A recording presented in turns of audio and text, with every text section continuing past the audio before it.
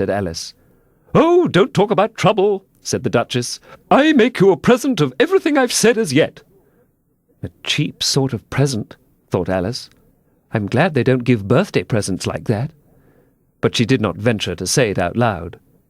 "Thinking again?"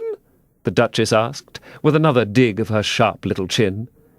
"I've a right to think," said Alice sharply, for she was beginning to feel a little worried. "Just about as much right," said the Duchess, "as pigs have to fly, and the But here, to Alice's great surprise, the Duchess's voice died away, even in the middle of her favourite word, moral, and the arm that was linked into hers began to tremble. Alice looked up, and there stood the Queen in front of them, with her arms folded, frowning like a thunderstorm.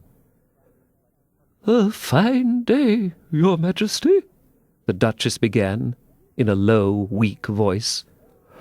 "Now I give you fair warning," shouted the Queen, stamping on the ground as she spoke. "Either you or your head must be off, and that in about half no time. Take your choice." The Duchess took her choice, and was gone in a moment. "Let's go on with the game," the Queen said to Alice, and Alice was too much frightened to say a word, but slowly followed her back to the croquet ground.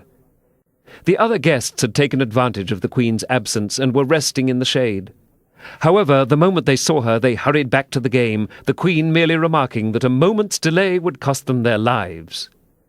All the time they were playing, the Queen never left off quarrelling with the other players and shouting, "Off with his head!" or "Off with her head!"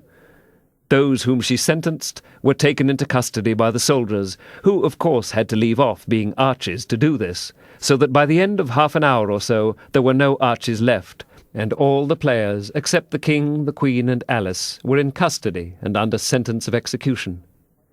Then the Queen left off, quite out of breath, and said to Alice, "Have you seen the Mock Turtle yet?"